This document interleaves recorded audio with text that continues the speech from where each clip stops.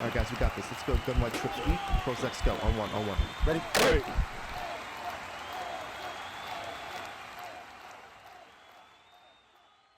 What's up, guys? It's PIHCAM with HuddleGG, and in today's video we're going to do something a little bit differently, and instead of talking about what to do to get better at Madden, we're going to talk about what not to do to get better at Madden. We're going to focus on a common mistake a lot of people make, and that's game management towards the end of the games. And for this example in today's video, we're going to take one of my games where I really missed out on an awesome opportunity because of poor game management at the end of the games. So that being said, let's hop into it. And what you can see here is we're going to hop right to the end of the game. We are in the quarterfinals of a lobby up tournament against David T, who is a great player. If you guys don't know him, check him out on Twitch. He streams almost daily. And again, the winner of this tournament did qualify for their $10,000 finals, where we got a trip out to Oklahoma, and we were able to go out and play for that. So again, a lot is riding on the line here, and you can see leading up to this point in the game, I did a lot right. We're up 10 points with 2:24 left in the game. He'd only scored 11 points to this point in the game. So again, we had been playing really well, but at this point is where we really start to fall apart and make these common mistakes that we shouldn't be making. But again, they happen and we learn from them, right? So first of all, first play here that we have is him with the ball, 3rd and 10 at the 35-yard line. And what you're going to see is he sets up a flood concept to the right side of the screen, which is going to have a flat, a corner, and a streak here, right? What we have on defense is a Tampa 2. So I knew I had this cloud flat at a 30-yard flat. So I knew he was going to be able to take out the corner route. So I knew the opening would be the flat here. So I would have to take that away with my user, which we do a good job of here. You can see at this point, there's not really anywhere for him to throw the ball. The smart read would be to throw the ball out of bounds here and then kick the field goal on 4th to go down 7. But he does go to this corner route over here. We don't get the first pick here with our outside corner, but we do get the deflection and sets up our second guy coming in, which was our user, for that user pick there on the sideline to give us the ball, 1st and 10 with 2:17 left. And at this point, we are in a great position, and we really want to focus on one thing, and that's getting rid of the clock stoppages. So what do I mean by that? There are 4 clock stoppages left in this game if we play things correctly, right? He has 3 timeouts, and he has the 2-minute warning. We want to get rid of all of those. So on 1st down here, we're just going to run the ball in an outside zone, cut it back. We are able to pick up 5 yards here, and he does let this run to the 2-minute warning. So we've gotten rid of one of those clock stoppages. Sets up a 2nd and 5 here. We're going to go with a fake jet touch pass, where you're going to see we're going to hopefully get the user to over pursue to the outside with this jet touch pass motion, and then we're going to keep it with the quarterback on a power up the middle.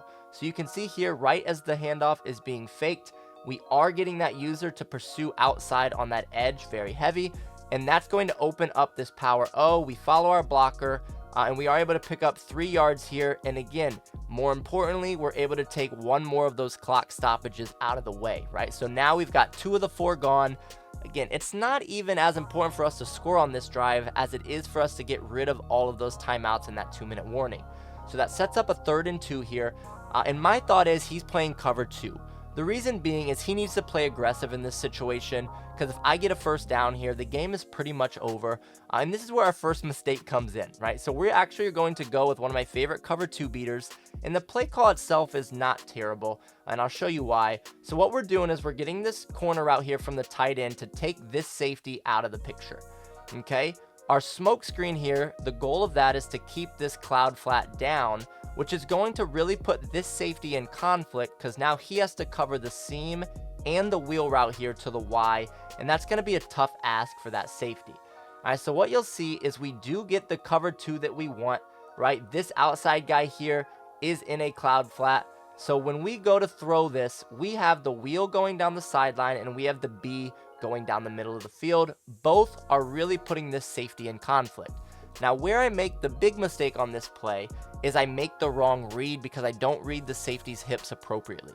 You can see as I'm getting ready to throw this ball, the safety's hips are faced to the outside, right? So that means that we should have thrown this ball to the inside shoulder of our B, thrown it right around this logo, and we would have been able to most likely rack catch it for a touchdown. But at worst case, we would have possession caught it and ended the game right here. Okay, but here we do make the wrong read. We throw it to the outside wheel. We don't even pass lead it to the outside, which would have given us a better chance. So we put it to the middle here, which allows his KO safety to knock the ball out. And most importantly, stop the clock without making him use one of his timeouts. All right, so again, the play call itself is not terrible. We could have ran the ball for sure and ended or given ourselves a chance to get another timeout off the board there.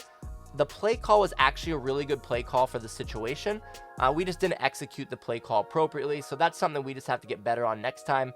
But I do punt it here because I could have went for it and tried to end it again, but I didn't want to give him an 18-yard field to work with, right? I want him to work the whole field and waste more of this clock. All right, so again, we punt this ball away. He's still down 10, a minute 45 left, 2 timeouts. He is going to open this next drive with a flood concept over here to the left side. We do get a nice pressure here from our interior lineman, and he's backing up. So he does have to throw this a little bit quicker to this corner route than what he wants, which does allow our safety to recover and get that KO there, setting up a 2nd and 10. And he's going to come out in bunch, and he's going to run the double corner. So what he's going to do is he's going to have this outside guy do a short corner, and he's going to have this middle guy do a deeper corner over the top with the tight end on a streak. The way that I defend this is I like to do it out of a Tampa 2 or a cover 2 shell, which I have here, because I trust that my cloud flat is going to take away the short corner. I just need to either man up the deep corner or I need to user it myself, and I do neither here. And what you'll see is we're just late on this, right? We know what's coming. We have the cloud flat to help take away the short corner, but we are late to get to this deep corner, which does open up this throw on the sidelines here for him for a big gain. Nice for us, we do tackle him in bounds. We were able to make contact before he rolled out of bounds, so it does force him to go with a no huddle. You can see we got an 11-second runoff, and he goes to a beautiful cover 2 beater here, where he's going to have everyone either run to the left or go shallow over here to the right. So the goal here of what he's doing is having no one go deep on this side of the field, and what that's going to do is it's going to bring this safety to the middle of the field, rather than him playing his deep half. And again, just a really good design by him. He makes a good throw. He does get a nice diving catch there to get that touchdown and put him down 3 with a minute 8 left. And now it's going to really come down to an onside kick. And when people are onside kicking, what I like to do is I like to come out in normal onside recovery and use this outside player. And what you'll see here is I notice that the ball is not going to get 10 yards before his guys come into contact with it. So you're going to see me back away with this player. Just like that. Our second player does come and get it, and you can see he actually backs away with his player as well, because he knows if he hits it, it is going to be a penalty.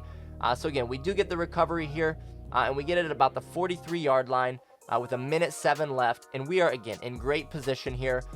What we need to do at this spot is run the ball 3 times, take both of his timeouts, get the clock down to about 30 seconds, and then kick our field goal and go up 6. And then he would have 30 seconds to go the whole length of the field, no timeouts, to get a touchdown to win, right? So on first down, we do just that. We run a stretch play to take that clock. Unfortunately, he does get a nice shed here from the interior of his line, or else we would have some opening to get some positive yardage. We do get tackled in the backfield for a 4-yard loss, but we were able to take one of his timeouts away. Okay, now that sets up 2nd and 14 and sets up the biggest mistake that I made in this game, in my opinion. And what we do is we're running a swing pass to the left with the option to hand it off up the middle. And in my head, what I'm telling myself is if this guy blitzes or doesn't widen out, so if he sinks to the middle, blitzes, anything like that, we're going to just toss it out here to the swing because this outside corner is backed off, right? So we have a lot of space out here to throw it. So what you're going to see here is, and again, this isn't a very high risk throw. That's why I went with this. It's not like I was trying to throw it downfield, but you see at this point when I'm throwing this, there's a lot of space between this swing and this corner, right? So I'm pushing the button now to throw this, and we throw this, and unfortunately, he does have a flat zone KO out here, and even though we still catch this with him 4.5 yards away, he does get the KO here, which knocks that ball out and stops the clock without forcing him to use that last timeout, which again was the biggest mistake I believe that I made in this game. But it does set up a 3rd and 14, and we still have a shot, and we're going to go to a combination that I really like in these situations, and I ran it against Henry a few weeks ago as well, where we're going to go smoke screen, curl, and we're going to go post. And really what I'm doing is I'm reading the user. If he goes to the post, or sorry, if he goes to the curl, and he overextends out this way, we're going to throw the post to the inside. If he stays to the inside on the post, we're going to throw this curl here to the wide receiver. So what you'll see here is when we say hike, he does over pursue and gets too far outside. And at this point, we really should have threw the B right now. Okay, he's in a cover 3 shell. This guy is backing up to the middle. This guy's a deep outside third, and we have a hook curl here from the safety. Okay, so again, really, really important that we make the read at the right time here and throw it. We are late on this, and it does allow his KO to knock the ball out of there. So again, 2 plays back to back. We stop the clock without forcing him to use a timeout and let that clock run.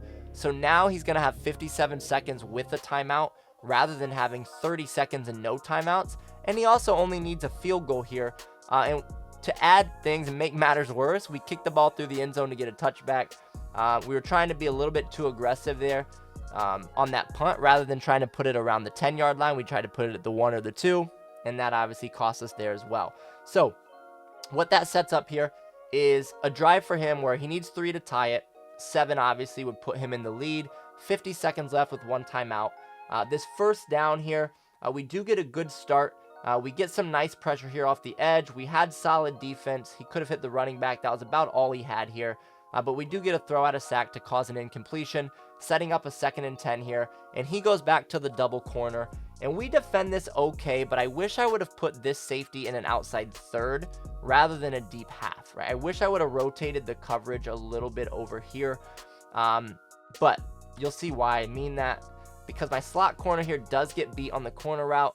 And if we had an outside third with this safety, he maybe would have been able to squeeze this a little bit tighter and make this a KO or make this a harder throw. But this is a good read by David here. He gets this ball caught, and he is going to take his final timeout because he was tackled in bounds. But now there's 42 seconds left. 1st and 10. Again, at this point, I'm kind of thinking, let's just not give up the touchdown, right? Let's go to overtime. He is going to go to the popular combination out of bunch where we're going to go drag, we're going to go post, and we're going to go running back on a streak here to the right. All right, now I have this guy manned up to the tight end and this guy manned up to the slot. And what you'll see here is I have bad user discipline, right? I know both of these guys are manned up. I should not be running left with my user. I should be taking the running back here based off the defense I set up. I do not do that, and that opens up the running back for an easy completion for him. He's able to make a couple guys miss, pick up about 20 yards, and sets up a 1st and 10 here. He did spike the ball, so that's why we get to 2nd and 10. But you can see 19 seconds left. He has no timeouts. So we know he doesn't really want to throw it anywhere in the middle of the field. He's going to either go sideline or go to the end zone. He motions this running back to the line. And this is a super popular thing that people like to do, where now they're going to go streak with this running back and they're going to go C route with this outside receiver. Now, I was trying to back off this outside corner because I knew the combination that was coming. But when people flip their play and they adjust to different things, sometimes it does react a little bit differently, and I cannot back a guy off. So that's what happened here. It's unfortunate, but again, it's my fault for not clicking onto him and dragging him back, or not going over there with my user. And what you'll see here is he's going to run that exact combination we were expecting with that motion out, right? He's going to go streak with the running back, and we're going to go C route with the outside receiver. But since we had the outside corner pressed, he is going to have a hard time getting back to that C route. And David T is going to make a good read there and get that touchdown, putting him up 4 with 15 seconds left, and putting us in a bad position because now we obviously need 7. This first play here, I'm trying to make something happen. A lot of times people love to blitz in these situations, so I'm actually going to go to the RPO bubble. And what you'll see here is he does a good job of getting out there with his user, but we are still able to get the edge and turn this up for about 15 to 20 yards and get out of bounds to not use any of our timeouts either. So we have 10 seconds left here, and what you're going to see is we are going to set up a flood type concept to the right side where we have this little post corner, we have a crosser, and we have a in route. He does a good job covering everything deep, right? User's taking away this. He's playing an outside quarter. He's playing cover 4 shell with the blitz. So we just take the dump off here underneath on the in route. We don't really need to get out of bounds there because there's not much time left, and we did have our 3 timeouts. So here we are going to have 4 seconds left. We set up a bomb play, but he is in cover 3 man up. And that's just tough for us to really attack this. We didn't have anything open. Unfortunately, we do step a yard past the line, and we're not even able to throw it anyways. And he does tackle us here and force the fumble and recover that to ensure the win there for him. But that last play, like I said, we didn't have anything open anyways. But again, great game to him. Again, he obviously ended the game a lot better than we did. But I really wanted you guys to see how easy it is to make those mistakes, right? Everyone does it. And just like that, it cost me a trip out to Oklahoma and the opportunity to play in the semis and the finals of this tournament, which I think we had a good shot at making a run. We had been playing really well. We had played really well for 18 of the 20 game minutes of this game as well. It's just those final 2 minutes is where we really fell apart and didn't manage the clock appropriately and manage our play calls appropriately to really ensure we got that win. So again, shout out to David T for this game. Shout out to you guys for watching this. Appreciate you guys checking in. Hopefully you guys enjoyed this content, and we will see you guys next time. And if you're interested in getting better at Madden, make sure to join our free Discord by going to HuddleGG/Discord. Have a great day.